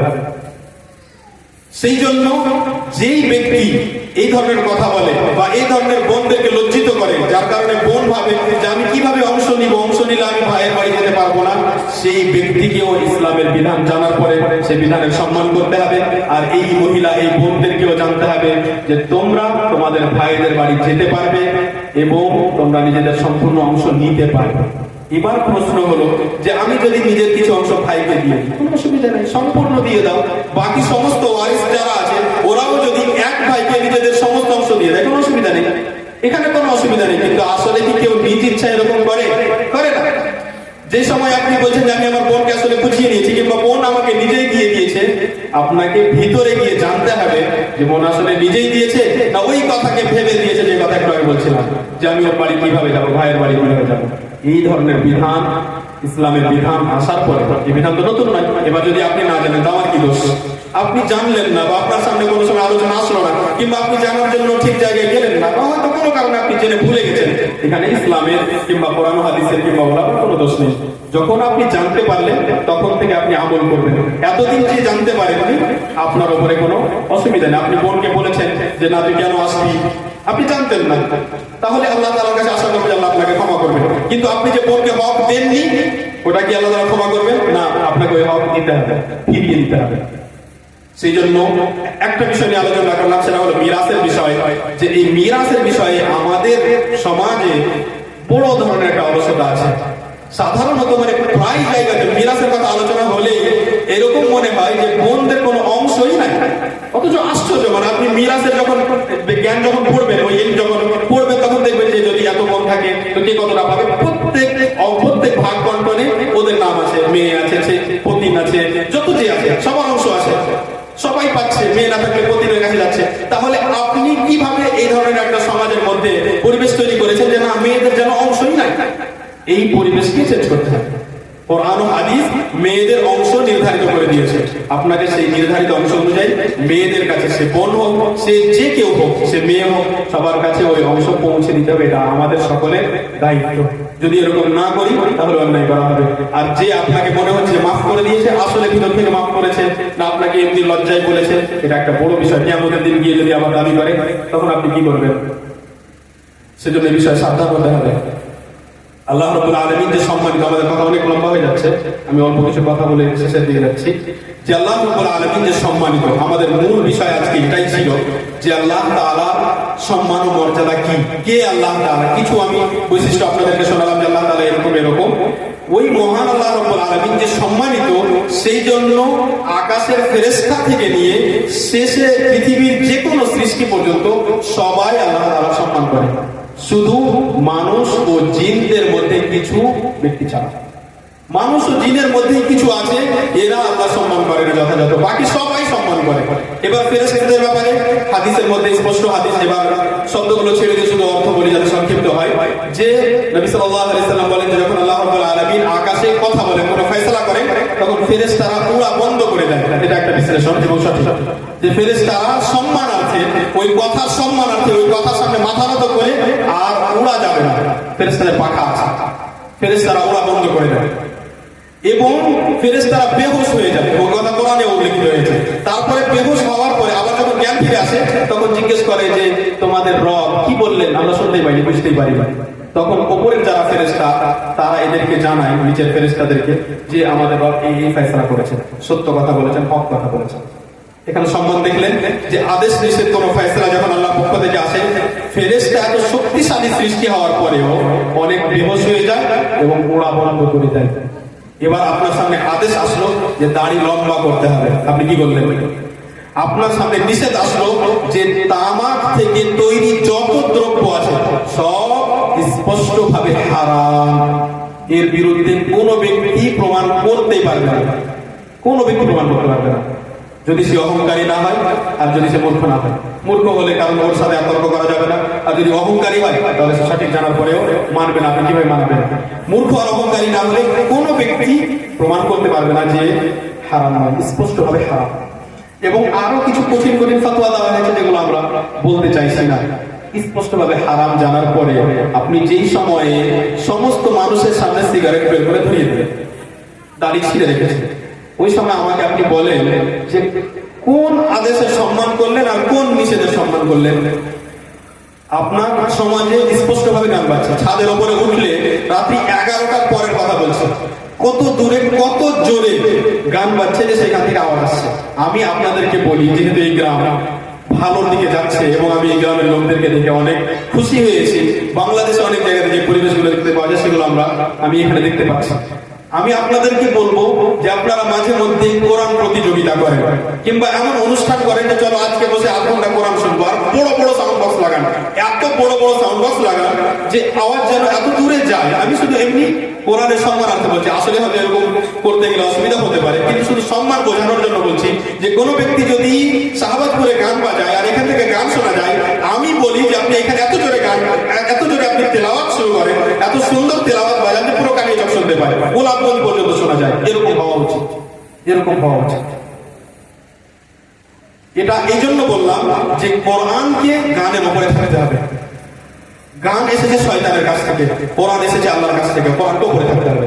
নবী সাল্লাল্লাহু আলাইহি ওয়াসাল্লাম গানের আওয়াজ যখন নবী হওয়ার আগেই তখনই কানে আওয়াজ আঙ্গুল দিয়ে দিতেন, সাহাবায়ে কেরাম কানে আঙ্গুল দিয়ে দিতেন, আর কোরআনের আওয়াজ শুনে নবী সাল্লাল্লাহু আলাইহি ওয়াসাল্লাম দাঁড়িয়ে যেতেন, শুনতেন। কোরআন তেলাওয়াত করার জন্য সাহাবীকে বলতেন তেলাওয়াত শোনা। তাহলে আমাদেরকে মুহাম্মদ সাল্লাল্লাহু আলাইহি সাল্লামের আদর্শের দিকে যেতে হবে। যদি মানুষ গানের জন্য পরিশ্রম করে, যে গান শেখার জন্য, গানের কণ্ঠ ঠিক করার জন্য, সুর ঠিক করার জন্য, গান যাতে শুনতে খুব দারুণ লাগে, ওর জন্য হাজার রকমের চেষ্টা। আমি আপনাকে বলি যে কোরআনের তেলাওয়াত সুন্দর করার জন্য, কোরআনের তেলাওয়াত এত যেন মধুর হয় যেন মানুষ শুনতে শুনতে স্তব্ধ হয়ে দাঁড়িয়ে থেকে যায়। মসজিদের মধ্যে এত সুন্দর কোরআন শোনার ব্যবস্থা থাকে যাতে মানুষ শুনতে শুনতে এই পৃথিবী থেকে হারিয়ে অন্য কোনো জগতে চলে যায়। এর জন্য আপনাকে ওদের থেকে বেশি চেষ্টা করতে হবে, কারণ আপনার কাছে হক আছে, আপনার কাছে আল্লাহ তাআলার কথা আছে, আপনার কাছে বেশি মূল্যবান জিনিস আছে, আপনি সেখানে পরিশ্রম করেন। ওরা গানের জন্য পরিশ্রম করছে, আপনার ছেলে কোরআনের জন্য কেন পরিশ্রম করবে না? পাগলের মতো কোরআন পড়তে হবে, পাগলের মতো। পাগলের মতো মানে এটা নয় যে আপনি পাগল হয়ে যাবেন তারপরে কোরআন পড়বেন। তার মানে হলো যে এত কোরআন পড়বেন যে মানুষ দেখে বলবে এই ব্যক্তি কেমন, কোনো সময় 12টার সময় কোরআন পড়ে, কোনো সময় রাত্রি 1টায় কোরআন পড়ে, সবসময় কোরআনই পড়তে দেখছি। যখনই দেখি মসজিদে কোরআন নিয়ে বসে আছে, যখনই দেখি কোরআন নিয়ে গবেষণা, যখনই দেখি কোরআন নিয়ে আলোচনা, যখনই দেখি কিছু শুনছে তো কোরআনের তেলাওয়াতই শুনছে, এ আবার কেমন মানুষ? এইরকম পরিবেশ তৈরি করতে হবে। যে কোনো আশেপাশে যে কোনো জায়গায় দিয়ে যাবেন, দেখবেন এইখান থেকে কোরআনের আওয়াজ আসছে, ওইখান থেকে কোরআনের আওয়াজ আসছে। ওই ছেলে হাফেজ, এই ছেলে হাফেজ, ওই ছেলে হাফেজ, ওর পোতা হাফেজ, এর ছেলে হাফেজ, ওর ভাই হাফেজ। আমার বাড়িতে 5 জন হাফেজ, নিজের কথা বলছি না, আপনাদের পরিবার এরকম হওয়া উচিত। আমার বাড়ির 5 ভাই 5 জন হাফেজ। আমাদের অনেক বন্ধুদের সাথে দেখা হতো, ওরা বলতো যে আমরা 6 ভাই বোন, সবাই হাফেজ। শুনে মনটা খুশি হয়ে যেত, ইচ্ছে করতো যে আমরা যদি এরকম হতে পারতাম, আমাদের ছেলেদেরকে ইনশাআল্লাহ এরকম করবো। আপনাদের মধ্যে এই পরিবেশ তৈরি করতে হবে, আলহামদুলিল্লাহ তৈরি হতে যাচ্ছে, একে আরো ভালো করতে হবে। আমাদেরকে চেষ্টা করতে হবে যে আমাদের এলাকার প্রত্যেকজন কমপক্ষে একবারে সব থেকে নিম্ন স্তর যেটা হবে সেটা হবে যে আমার ছেলে বা মেয়ে শুদ্ধ কোরআন পড়তে জানে। এটা সব থেকে নিচে, এর থেকে নিচে যাওয়া যাবে না, এর থেকে নিচে নয়। আর এর থেকে উপরে গেলে হিফজ করবে, সুন্দর তেলাওয়াত শিখবে, ওর শেষ নেই উপরে। কিন্তু নিচে আপনার ছেলে মেয়ে এর থেকে নিচে যাবে না যে সুন্দর পড়তে জানে না। বিশুদ্ধ কোরআন পড়তে জানবে, এটা আপনার সর্বপ্রথম আর সব থেকে জীবনের সব থেকে বড় টার্গেট হবে। তারপরে আপনি দ্বীনের যেগুলো গুরুত্বপূর্ণ শিক্ষা, ঈমান কাকে বলে, আল্লাহ তাআলাকে, রাসূল মানে কি, নবী, ফেরেশতা, আখিরাত, কবর, যত আমাদের ইসলামের বিশ্বাসের বিষয় আছে সব কিছু ঠিকভাবে জানবেন। আর তারপরে তার নামাজের বিষয়, যেভাবে আদেশ দেওয়া হয়েছে 7 বছর থেকে 10 বছর থেকে প্রত্যেকটা নামাজ পড়ছে কিনা, গান বাজনা শুনে নাকি, কাদের সাথে বন্ধুদারি, কাদের সাথে ওঠা বসা করে, কোন ওর বন্ধুদের মধ্যে এমন কেউ আছে নাকি যে সিগারেট খায়, খোঁজ রাখতে হবে, আপনাকে দেখতে হবে এবং আপনাকে আল্লাহ তাআলার কাছে দোয়া করতে হবে। এবার আপনি আপনার ছেলেকে বোঝাতে বোঝাতে পারেননি, ক্লান্ত হয়ে গেছে, তখন আপনি ভোর রাত্রে যাবেন। কখন যাবেন? ফজরের আগে যাবেন, যখন আল্লাহ তাআলা আকাশে নেমে আসে। আল্লাহ তাআলাকে বলবেন, হে আল্লাহ, আমি হেরে গেছি, বোঝাতে বোঝাতে আর পারি, একেবারে ক্লান্ত হয়ে গেছে। আর আমার যে ছেলে, ওর হৃদয়, ওর অন্তরটা তোমার 2 আঙ্গুলের মাঝে আছে, হাদিস থেকে প্রমাণিত। তুমি ওর হৃদয়কে চাইলে কোরআনের দিকে ফিরে দিতে পারবে, চাইলে মসজিদের দিকে ফিরে দিতে পারবে, করে দাও। ওলামায়ে কেরাম একটি শব্দ ব্যবহার করে এই জায়গায়, সিহাবুল লাইলি লা তুফতার, রাত্রের তীর ভুল দিকে যায় না। কেমন কথা? মানে রাত্রিবেলা যদি আপনি তীর চালান তাহলে ভুল দিকে যাবে না, সঠিক সোজা জায়গাতেই গিয়ে লাগবে। এই তীর থেকে উদ্দেশ্য ওই রাত্রের দোয়া, ভোর রাত্রের দোয়া, ওই দোয়া এদিক ওদিক যাবে না, একবারে ঠিক জায়গায় গিয়ে লাগবে। আপনি ধরেন ভোর রাত্রে শুয়ে আছেন, এবার নামাজ পড়ার জন্য আপনার মনের মধ্যে ইচ্ছে আসছে না বা ক্লান্ত হয়ে আছেন, ঘুম আসছে, কিন্তু আপনার চোখ খোলা আছে, তখন আপনি দোয়া পড়েন এবং আল্লাহ তাআলাকে বলেন যে হে আল্লাহ, তুমি আমাকে এটা দান করো। নবী সাল্লাল্লাহু আলাইহি ওয়াসাল্লাম কয়েকটি দোয়া শিখিয়েছেন যে এই শব্দগুলো বলার পরে যদি তুমি চাও তাহলে আল্লাহ তাআলা অবশ্যই কবুল করবেন। তার মধ্যে একটি হলো আল্লাহুম্মা ইন্নী আসআলুকা বিআন্না লাকাল হামদ লা ইলাহা ইল্লা আনতা বাদিউস সামাওয়াতি ওয়াল আরদ ইয়া যাল জালালি ওয়াল ইকরাম লা ইলাহা ইল্লা আনতা আল মান্নান বাদিউস সামাওয়াতি ওয়াল আরদ ইয়া যাল জালালি ওয়াল ইকরাম ইয়া হাইয়্যু ইয়া কাইয়্যুম।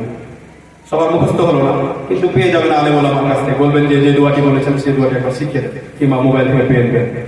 এই শব্দগুলো বলার পরে আপনি আল্লাহকে যা বলবেন আল্লাহ তাআলা কবুল করবেন। আর এটা ফজরের আগে করার চেষ্টা করেন, কিংবা যখন আপনি সুন্নাত সালাত পড়ছেন, নামাজ পড়ছেন সুন্নাত নফল, আর আপনি দীর্ঘ সেজদা করার সময় পাচ্ছেন, তখন সেজদায় যান এবং এই কথাগুলো বলেন আল্লাহুম্মা ইন্নী আসআলুকা বিআন্না লাকাল হামদ, হে আল্লাহ আমি তোমার কাছে চাই এই ওয়াসিলায় আমি আপনার কাছে চাই যে তোমারই প্রশংসা। এ আবার কোন ওয়াসিলা? এই ওয়াসিলায় আমি আপনার কাছে চাই যে তোমারই প্রশংসা। তুমি ছাড়া কেউ সত্য মাবুদ নেই, তুমি উপকারকারী, মান্নান, ইহসানকারী। আর তুমি সর্বপ্রথম কোন স্যাম্পল নমুনা ছাড়া আকাশ পৃথিবী সৃষ্টি করেছে। হে সম্মানিত এবং হে সম্মানিত করতে পারো এমন, এবং হে চিরঞ্জীব আর হে ক্ষমতাবান, কাইয়্যুম বলা হয় এমন একজন যে কারো মুখাপেক্ষী নয় এবং যার কারণে সবকিছুই অস্তিত্বে আছে, যার কারণে সব কাজ ঠিকভাবে চলছে। এতগুলো প্রশংসা করার পরে আপনি আল্লাহ তাআলাকে বলছেন যে হে আল্লাহ তাআলা, আমাকে, আমার স্ত্রীকে, আমার ছেলে মেয়েকে হেদায়েত, আমাদের সকলের মাথাকে হাতকে ধরে নিয়ে তুমি মসজিদের দিকে নিয়ে যাও, তোমার কোরআনের দিকে নিয়ে যাও। আমার বিশ্বাস ইনশাআল্লাহ ইনশাআল্লাহ এরপরে ওই ব্যক্তি বঞ্চিত হবে এই হেদায়েত পাওয়া থেকে যার ব্যাপারে কলম চালিয়ে দেওয়া হয়েছে যে আপনার এই ছেলে হেদায়েত পাবে। কিন্তু আপনি আগে নিজের এই আমল করেন, আপনি এদিকে দাড়ি ছেড়ে রেখেছেন। বারবার আমি বলছি আপনাদের কাউকে কষ্ট দেওয়ার জন্য নয়, কিন্তু আসলে এটা ইসলামের বিধান। আমি বারবার দাড়ির কথা এই জন্য বলি কারণ ইসলামের এত বড় একটা বিধান, নবী সাল্লাল্লাহু আলাইহি ওয়াসাল্লামের একবারে বাহ্যিক একটা সুন্নাত, কিন্তু আমরা একেবারেই সম্মান না করে এই জিনিসটার পরোয়াই করি না। এবার আপনি নেশাও করেন, অনেক সময় আপনার সালাদের খেয়াল থাকে না, আপনি অনেক হারাম ইনকামও করেন, তারপরে আপনি যদি বলেন হারাম ভক্ষণ করছেন আর এদিকে আপনি আল্লাহ তাআলাকে বলছেন, তখন আপনার দোয়া কবুল হওয়ার আশা নেই, কারণ দোয়া না কবুল হওয়ার কাজ আপনি করেছেন। তো আগে নিজেকে ঠিক করে নিতে হবে। যখন আপনি দেখছেন যে আমি 5 বছর থেকে দোয়া করছি আমার ছেলে ঠিক হচ্ছে না, তখন আপনাকে নিজের সংশোধন শুরু করতে হবে। অনেক আগে একবার বলেছিলাম আমাদের পূর্বপুরুষদের মধ্যে ভালো একজন ব্যক্তির কথা, যে তুমি নিজের ভালো কাজ আর খারাপ কাজগুলোকে লিখো, যে আমি এটা ভালো কাজ করি, এটা খারাপ কাজ করি, এটা ভালো কাজ করি, এটা খারাপ কাজ করি। তারপরে প্রত্যেকদিন চেষ্টা করো যে ভালো কাজগুলো হয় বাড়াবো কিংবা ওর উপরে থাকবো, আর খারাপ কাজগুলোকে একটা করে কমাবো। আজকে থেকে এই খারাপ কাজ তোমরা কেটে দিবে। এবার তুমি যখন যখন দেখবে যে এই খারাপ কাজ একটা করে কমছে, তোমার আনন্দ বেশি হবে, তোমাকে ভালো লাগবে। এই চেষ্টা করতে করতে সমস্ত গুনাহ থেকে মুক্ত হতে হবে।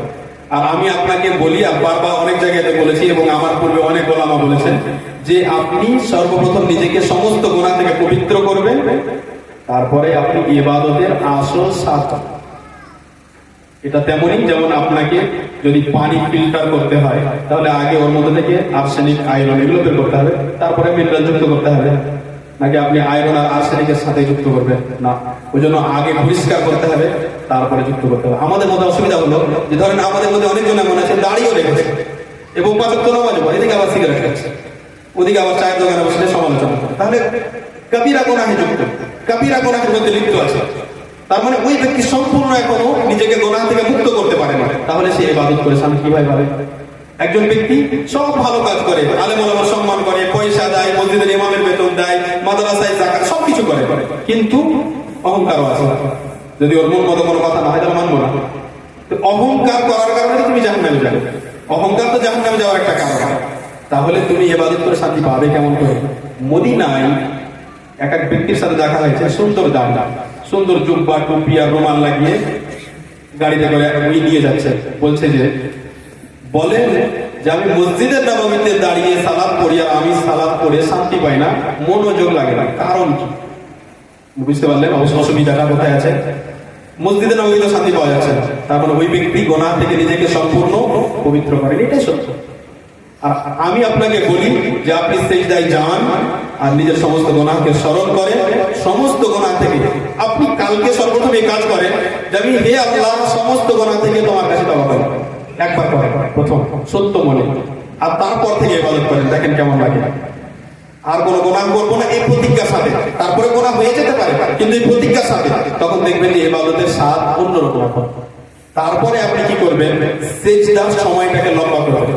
এতদিন তো মাওলানা সাহেবদেরকে বলতে থাকলাম যে মাওলানা সাহেব নামাজ লম্বা হয়ে গেছে, ও আমার দোকান খুলতে হতে আপনি খুতবা লম্বা করে, এগুলো বাদ দেন, অনেক হলো, আর কতদিন মূর্খামি করবে, এগুলো ছাড়ে। এখন আসেন লম্বা সিজদা করার, দীর্ঘ সিজদা করেন।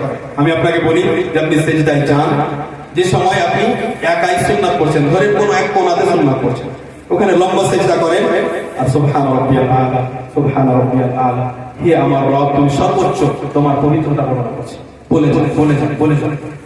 এতক্ষণ বলেন যে আপনার হাত ব্যথা করতে লেগেছে, এবার যদি না উঠি তাহলে হয়তো পড়ে যাবে, হাত হয়তো পড়ে যাবে, তখন ওঠেন।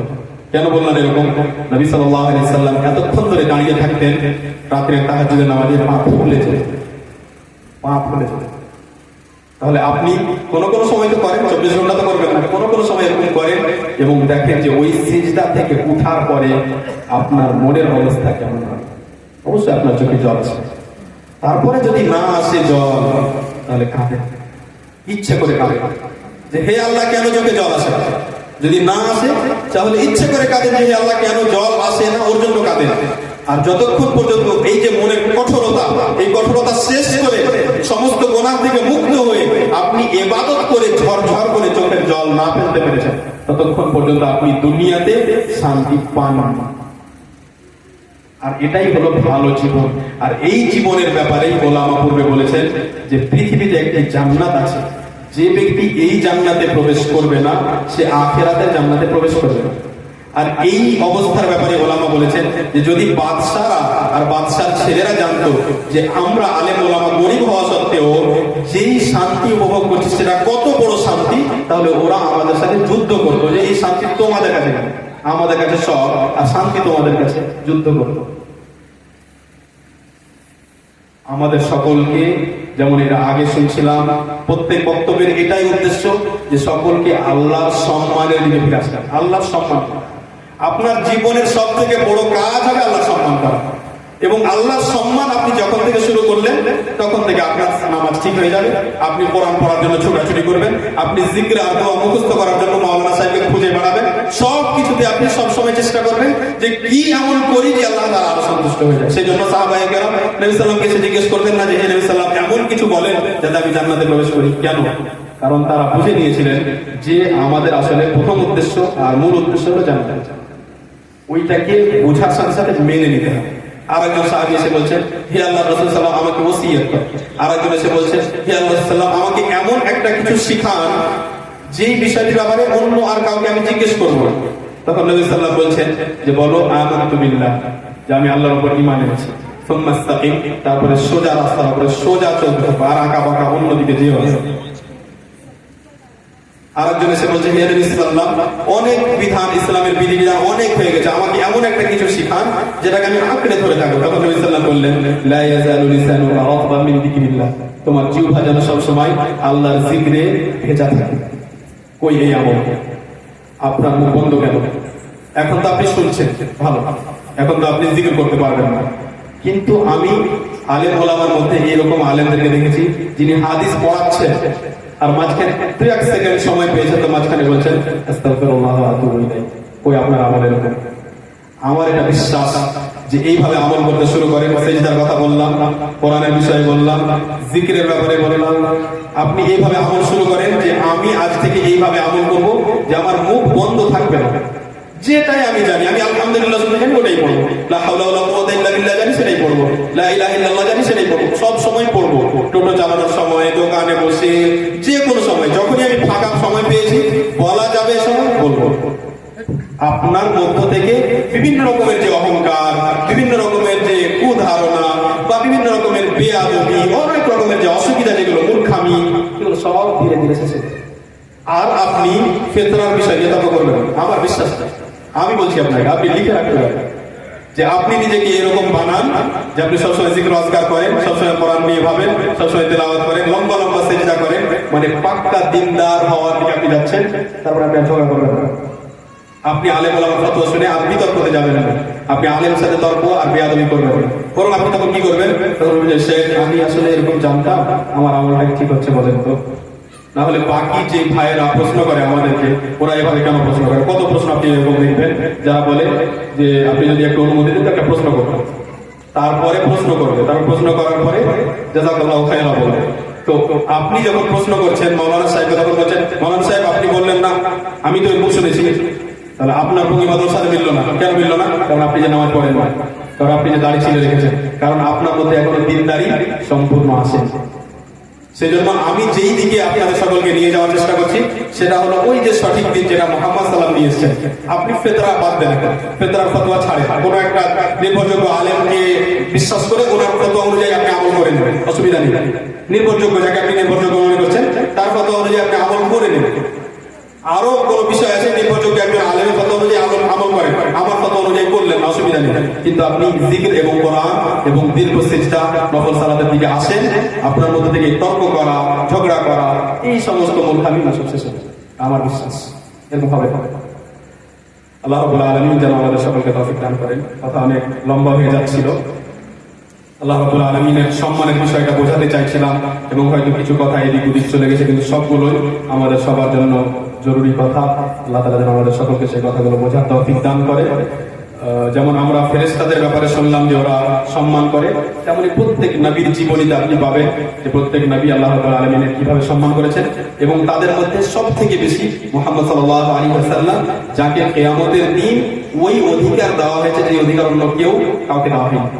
প্রত্যেক নবী সুপারিশ করার ব্যাপারে বলবেন যে না আমি না, মুহাম্মদ সাল্লাল্লাহু বলবেন যে হ্যাঁ আমি যাব। তিনি এইভাবে সম্মান করবেন যে সুপারিশ করার অধিকার আছে, ওনাকে ওই অনুমতি দেওয়া হবে, কিন্তু তারপরে তিনি গিয়ে সেজদারত হবেন আরশের নিচে। আর সেজদাই বলছেন যে আমাকে এমন এমন প্রশংসা করার তৌফিক দেওয়া হবে সময় যেটা অন্য কাউকে দেওয়া হয়, এমন ভাবে আমি প্রশংসা করতে থাকবেন। তারপরে আল্লাহ রাব্বুল আলামিন বলবেন যে হে মুহাম্মদ সাল্লাল্লাহু এখন আপনি মাথা ওঠান এবং আপনি যা চাইবেন তাই দেওয়া হবে, আর আপনি সুপারিশ করলে আপনার সুপারিশ মানা হবে। তিনি হলেন মুহাম্মদ সাল্লাল্লাহু আলাইহি ওয়াসাল্লাম। তিনি এত প্রশংসা করেছেন আল্লাহ তাআলা যে আপনি শুনেই অবাক হয়ে যাবেন। আপনি যদি তার প্রশংসাগুলো মুখস্থ করতে শুরু করেন আপনাকে একটা লম্বা সময় লাগবে। তিনি বলতেন লা উহসি সানাআন আলাইকি, অনেক প্রশংসা করতেন, আর তারপরেও বলতেন যে তোমার প্রশংসা করে আমি শেষ করতে পারবো না। তারপরে বলতেন আনতা কামা আসনাইতা আলা নাফসি, হে আল্লাহ প্রশংসা করে আমি শেষ করতে পারবো না, তুমি তেমনই প্রশংসিত যেমন তুমি নিজে তোমার প্রশংসা করেছো। আর প্রশংসার ব্যাপারে শুরুতে একটু বলেছিলাম, এই বিষয়ে আমাদের আলোচনা আছে প্রশংসা সম্পর্কে, আল্লাহ তাআলার প্রশংসা সম্পর্কে। আমি আপনাদের সকলকে শোনার জন্য আহ্বান করছি। আলহামদুলিল্লাহ, আলহামদ আল্লাহ তাআলার প্রশংসা। যে আল্লাহ তাআলার প্রশংসা কাকে বলে? সংক্ষিপ্ত বলি যে কোনো রকম ভাবে আল্লাহ রাব্বুল আলামিনের ভালো গুণ উল্লেখ করা একটা হলো প্রশংসা। আপনি যদি বলেন যে আল্লাহ খুব আমাকে ভালো রেখেছেন, এটা প্রশংসা। যদি আপনি বলেন যে আল্লাহ রাব্বুল আলামিন আমাকে অমুক ক্ষতি থেকে বাঁচিয়েছেন, এটা প্রশংসা। আপনি যদি বলেন যে আল্লাহ রাব্বুল আলামিনের রহমতে আমার ছেলে চাকরি পেয়েছে, প্রশংসা। যত রকম ভাবে আপনি আল্লাহর প্রশংসা করবেন, এবং আমাদেরকে সবসময় আল্লাহ তাআলার কথা আলোচনা করতে থাকতে হবে। এবং বিশেষভাবে আপনারা অনেক আলোচনা শুনছেন, আমি বিশেষ করে চাইছি যে আপনারা এই আলোচনা অবশ্যই শুনবেন। আলহামদুলিল্লাহ, আল্লাহ তাআলার প্রশংসা অবশ্যই শুনবেন সবাই, যাদের যাদের কাছে মাধ্যম আছে। এবং নবীদের পরে মুহাম্মদ সাল্লাল্লাহু আলাইহি সাল্লামের পরে আমরা বললাম যে যত আকাশ পৃথিবীতে যত সৃষ্টি আছে এদের ব্যাপারে আল্লাহ তাআলা বলেছেন তুসাব্বিহু লাহুস সামাওয়াতুস সাবউ ওয়াল আরদু ওয়া মান ফীহিন। আকাশ পৃথিবী এতে যত যা কিছু আছে এরা সবাই আল্লাহ তাআলার পবিত্রতা বর্ণনা করে। মাছ, পাখি, গাছপালা, পাহাড় পর্বত, আপনি কল্পনা করেন যে এরা সবাই আল্লাহর পবিত্রতা বর্ণনা করছে, প্রশংসা করছে। আর আমি কেন হতভাগা হব?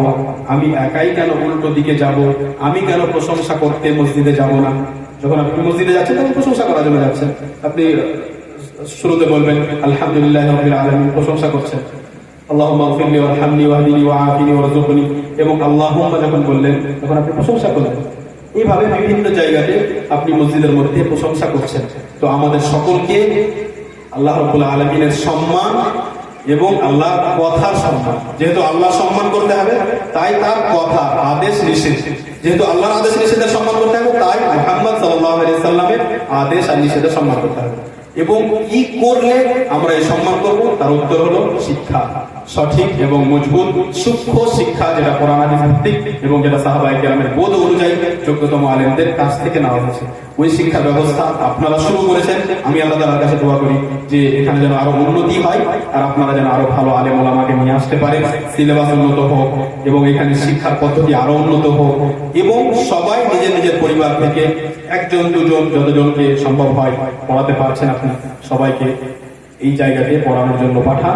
এবং আমি বলবো, যেহেতু আমাদের এই এলাকায়, যদিও আমরা এলাকার মানুষ, কিন্তু আমাদের এলাকার শিক্ষা একরকম ঠিক আছে, কিন্তু এর থেকে আরো উন্নত শিক্ষা বাইরে আছে। তো আপনাকে অবশ্যই নিজের ছেলেদেরকে বাইরে শিক্ষার জন্য পাঠাতে হবে। মেয়েদেরকে পাঠানো যায় যদি সেরকম পরিস্থিতি, সেরকম পরিবেশ পাওয়া যায়। তাহলে আল্লাহ রাব্বুল আলামিন যেন আমাদের সকলকে তার যথাযথ সম্মান করার তৌফিক দান করেন এবং তার কথা, তার আদেশ ও নিষেধের সম্মান করার তৌফিক দান করে, নবী সাল্লাল্লাহু আলাইহি সাল্লামের সুন্নাতের সম্মান করার তৌফিক দান করে, এবং একমাত্র আল্লাহ তাআলার ইবাদত করার সাথে সাথে নবী সাল্লাল্লাহু আলাইহি সাল্লামের সুন্নাত অনুযায়ী এবং সঠিক যে কথা উলামায়ে কেরামের কাছ থেকে পাওয়া যায় সেই কথা অনুযায়ী জীবনযাপন করার তৌফিক দান করেন। এবং একাধিক আলেমের ফতোয়া জানতে পারলে সেই সময়ে যেটা সঠিক রাস্তা, সেটা হলো যে ওই সময়ে আপনি ওই আলেমদের মধ্যে কিংবা অন্য কোনো যোগ্যতম আলেমকে জিজ্ঞেস করে যে এই বিষয়ে কোনটি আসলে সঠিক, আমি 5টি ফতোয়া জেনেছি, ওই যোগ্যতম আলেম আপনাকে যে কথা বলবেন সেটির উপরে আপনি আমল করবেন, আর কোনো তর্ক বিতর্কতে জড়াবেন না, কোনো রকমের আপনি নিজেই প্রমাণ পেশ করতে যাবেন না, নিজেই আপনি কোনো মতকে প্রাধান্য দেওয়ার চেষ্টা করবেন না, কারণ এটা আপনার কাজ নয়। এইভাবে যদি আপনি দিনকে নিয়ে এগিয়ে যান, তাহলে ইনশাআল্লাহ আমাদের সবার উন্নতি হবে। আল্লাহ তাআলা আমাদের সকলকে তৌফিক দান করেন। আশা করি কথাগুলো সব স্পষ্ট হয়েছে। আল্লাহ রাব্বুল আলামিন যতগুলো কথা শুনলাম সেই কথাগুলো যেন একমাত্র তোমার জন্য হয়, তুমি সেই কথাগুলো কবুল করো এবং আমাদের সকলকে সেই অনুযায়ী জীবনযাপন করার তৌফিক দান করো। সাল্লাল্লাহু আলাইহি ওয়াসাল্লাম ওয়া বারাকা আলা নবিয়িনা মুহাম্মদ ওয়া আলা আলিহি ওয়া আসহাবিহি আজমাইন। আসসালামু আলাইকুম ওয়া রাহমাতুল্লাহি ওয়া বারাকাতুহু।